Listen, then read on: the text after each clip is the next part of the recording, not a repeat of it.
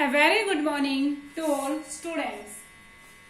Today we will discuss about mass and weight. Students, आप मास को first chapter में ही पढ़ चुके हैं, फंडामेंटल क्वांटिटीज के बाद जब पढ़ा था आपने. I hope you will all understand about mass. But once again we will tell about mass. Student, what is mass? The quantity of matter it contains, or we say the mass of a body is the quantity of matter it contains. मास किसको कहते हैं? जो quantity of matter किसी body ने contain किया हुआ होता है उसे हम क्या नाम देते हैं? मास. एज यू ऑल नो, मास को हम रिप्रेजेंट करते हैं स्मॉल m से, और इसकी जो SI यूनिट होती है, SI यूनिट क्या है इसकी? kg, kilogram. और CGS यूनिट क्या होती है? ये इसकी SI यूनिट है, और CGS यूनिट क्या होती है इसकी? ग्राम. CGS यूनिट क्या होगी मास की? Gram. It is a scalar quantity.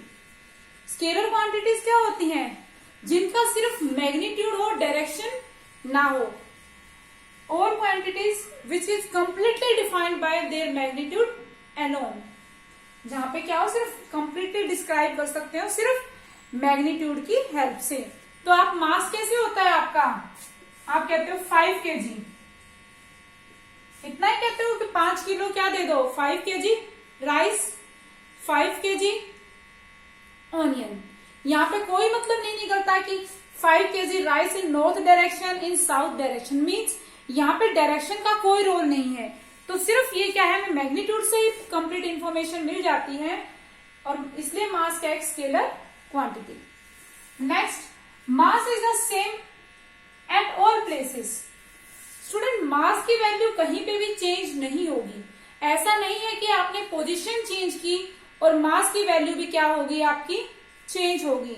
ये हर पोजीशन पे सेम रहेगी, चाहे आप कहीं पे भी चले जाओ. अर्थ पे तो है ही, लेकिन अगर ये मान लो मैं अर्थ है मेरे पास, और इसके मैंने सरफेस पे खड़ी होगी, मैं ही खड़ी होगी, और मैंने अपना मास देखा, मान लो आ गया 50 kg. अगर मैं ही क्या करूं, सरफेस ऑफ मून पे चली जाऊं, और मून पे मेरा मास देखा फिजिकल बैलेंस की हेल्प से, तब भी क्या आएगा? 50 kg आएगा. ऐसा नहीं है कि मेरा मास चेंज हो जाएगा, क्योंकि क्या है, जो क्वांटिटी ऑफ मैटर हम कंटेन कर रहे हैं, बॉडी कंटेन कर रही है स्टूडेंट्स, वो तो चेंज नहीं होगी. जब matter, quantity of matter same है, तो हमारा मास भी क्या रहेगा? सेम रहेगा. तो मास की वैल्यू क्या होगी आपकी? चेंज नहीं होगी. Next important point, mass is the measure of inertia. Mass क्या है? इनर्शिया का मेजर करता है. आपने देखा है, अगर मास कम है किसी बॉडी का, अगर मैं मान लू मास क्या है? लेस है, तो इनर्शिया भी क्या होगा? लेस होगा. मीन्स उस बॉडी को हमें मूव करने के लिए या रोकने के लिए मूव क्या करना पड़ेगा? बहुत ही कम फोर्स लगाना पड़ेगा. अगर मोर मास मोर इनर्शिया, जितना ज्यादा मास होगा उस बॉडी पे उतना ही ज्यादा हमें क्या लगाना पड़ेगा? मूव कराने के लिए, या उतना ही ज्यादा फोर्स लगाना पड़ेगा. Means mass is a major of inertia. I hope you all will understand about. आप सभी को मास समझ में आ गया होगा. अभी हम बात करते हैं अब next topic, that is weight. Students, our next topic is weight. Students, आप सभी को पता है, whenever any object falls towards the surface of earth, then there exists a force of attraction between the object and the earth is called force of gravity. आप सभी को पता है, जब भी हम क्या करते हैं, कोई ऑब्जेक्ट अर्थ की सरफेस की तरफ गिरता है, तो क्या होता है? अर्थ एक फोर्स ऑफ अट्रैक्शन एक्सर्ट करता है. किसके बीच में होता है? अर्थ और ऑब्जेक्ट के बीच में, जिसे हम क्या कहते हैं? Force of gravity. ये जो फोर्स अर्थ की तरफ से प्रोवाइड हो रहा है बॉडी पर, उसको हम बोलते हैं वेट. आई रिपीट, ये जो फोर्स अर्थ की तरफ से प्रोवाइड हो रहा है, लग रहा है बॉडी पर, उसको हम क्या बोलते हैं? वेट. मतलब हम सिंपली ये कह सकते हैं, वो फोर्स जिस फोर्स की वजह से अर्थ ऑब्जेक्ट को अपनी तरफ खींच रहा है, अपनी तरफ क्या कर रहा है, पुल कर रहा है, खींच रहा है, उसे हमने क्या नाम दे दिया, weight. So we can say that, हम सिंपली क्या कह सकते हैं, वेट क्या है, the weight of a body is the measure of force with which earth attracts it. जिस फोर्स से अर्थ किसी ऑब्जेक्ट को अपनी तरफ खींचता है या अट्रैक्ट करते हैं, उस फोर्स को हमने क्या नाम दिया है स्टूडेंट्स, वेट। आई रिपीट, आपको पता है क्या होता है, फोर्स ऑफ ग्रेविटी आपने पढ़ा था कि कोई भी ऑब्जेक्ट हम कहीं फेंकते हैं, फोर्स ऑफ ग्रेविटी जो अर्थ है ऑब्जेक्ट पे लगाता है, उस फोर्स से अपनी तरफ उस ऑब्जेक्ट को क्या करता है, खींचता है अपनी तरफ। तो जिस फोर्स से अर्थ किसी ऑब्जेक्ट को अपनी तरफ या बॉडी को खींच रहा है अपनी तरफ, जिस फोर्स से, उस फोर्स को हमने क्या नाम दे दिया, वेट। और वेट को हम रिप्रेजेंट करते हैं कैपिटल W से। तो स्टूडेंट हम कुछ बातें पढ़ते हैं, फिर ये सारी चीज। नेक्स्ट इंपॉर्टेंट थिंग इज, ये हम SI यूनिट क्या होती है वेट की, न्यूटन, या हम इसको कैपिटल N से डोनेट करते हैं। और कैपिटल N से क्यों डोनेट करते हैं, क्योंकि न्यूटन साइंटिस्ट का नाम है। तो एज यू ऑल नो, जब भी कोई नेम वगैरह आता है तो हम उसको क्या डोनेट करते हैं, कैपिटल से। तो हमेशा इसको किस में लिखे, कैपिटल में और सिंबल में। यही नहीं है, बहुत सारी जैसे यूनिट्स हैं जो किसी के साइंटिस्ट के नाम पे बनी है, तो सारी ही उनके जो लिखते हैं, जैसे एम्पियर, उसके लिए कैपिटल A। तो इन सभी यूनिट्स के लिए हम कैपिटल वर्ड्स का यूज करेंगे, जैसे capital N। Next, it is a vector quantity. आगे आप पढ़ोगे कि वेक्टर क्वांटिटी क्यों है, क्योंकि फोर्स की है, एक तरह से फोर्स क्या होता है, एक वेक्टर क्वांटिटी है। फोर्स की एक डायरेक्शन होती है, एक तरह से ये क्या है, फोर्स है, जिस फोर्स से अर्थ किसी ऑब्जेक्ट को अपनी तरफ अट्रैक्ट कर रहा है। और फोर्स क्या है बेटा, एक वेक्टर क्वांटिटी, इसलिए जो हमारा वेट है वो भी क्या है, एक वेक्टर क्वांटिटी। अनदर, तो स्टूडेंट एक चीज इस पॉइंट को समझाने से पहले बता रही हूं कि as you all know, according to Newton second law, Newton के सेकेंड लॉ ऑफ मोशन के according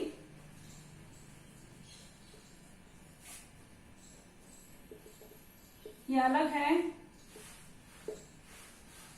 according to Newton second law force क्या होता है, मैं इसको रब ही कर देती हूं एक बार, अगर डिस्टर्ब।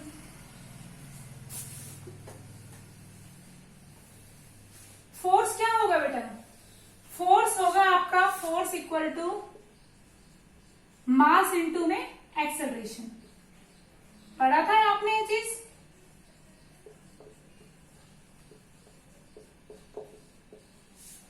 तो we can write force equal to m into a. तो यहां पे क्या है, फोर्स ऑफ ग्रेविटी की वजह से अट्रैक्ट कर रहा है, और इसकी वजह से हमने पढ़ा था जो एक्सेलरेशन प्रोड्यूस होती है, उस एक्सेलरेशन को हम क्या नाम दे देते थे, एक्सेलरेशन ड्यू टू ग्रेविटी नाम दे देते थे, जी से। तो इसकी जगह पे मैं क्या लिख सकती हूँ बेटा, जी लिख सकती हूँ। तो क्या आ जाएगा, F equal to m into में जी, मास इंटू में एक्सेलरेशन ड्यू टू ग्रेविटी। अब इसी फोर्स को मैंने क्या नाम दिया है कि जिस फोर्स से अर्थ किसी बॉडी को अपनी तरफ वेट नाम दिया है, तो मैं F को रिप्लेस करके यहां क्या लिख सकती हूँ, W equal to m into g. Means यहां पे लिख रही हूं weight equal to mass into acceleration due to gravity कह लो आप, या मास इंटू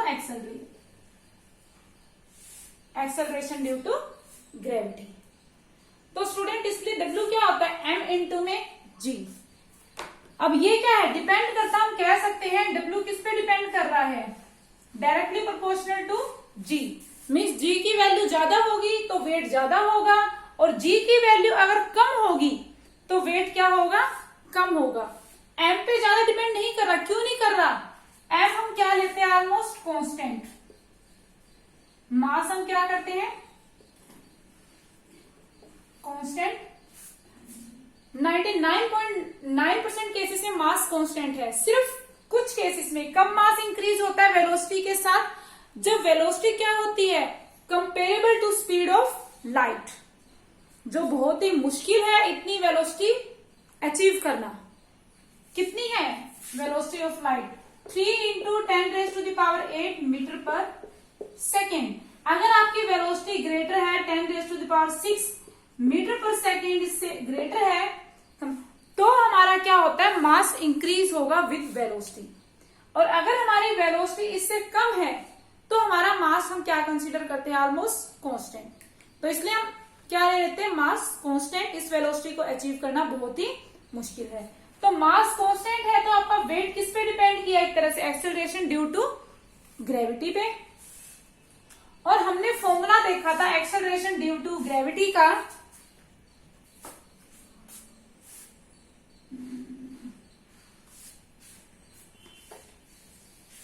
क्या कहता है, acceleration due to gravity is equal to G m/r²। किस पे डिपेंड करता था acceleration due to gravity, mass of planet और रेडियस किसका, प्लैनेट का। जैसे मैं अर्थ की बात कर रही हूं तो अर्थ का मास क्या है और रेडियस क्या है, इसी चीजों पे acceleration due to gravity depend करता था। अब अगर मैं एग्जांपल लूं, ये हमारा अर्थ है और ये क्या है, मून है। तो आप सभी को पता है क्या है, अर्थ का मास ज्यादा है एज कंपेयर टू मून, और रेडियस भी क्या है बेटा, अर्थ का ज्यादा है एज कंपेयर टू मून। अर्थ का रेडियस भी ज्यादा है मून से। तो जो हमारी एक्सेलरेशन ड्यू टू ग्रेविटी होगी वो क्या होगी, अर्थ पे ज्यादा होगी। अर्थ पे एक्सेलरेशन ड्यू टू ग्रेविटी ज्यादा होगी और मून पे क्या होगी बेटा, लेस होगी। तो हमारा जो वेट होगा वो क्या है, मास तो फिक्स रहेगा, दोनों जगह चेंज नहीं होगा। इस पे भी डिपेंड कर रहा है। जैसे मान लिया किसी बोए का मास कितना है, 50 kg है, तो जब मैं वेट करूंगी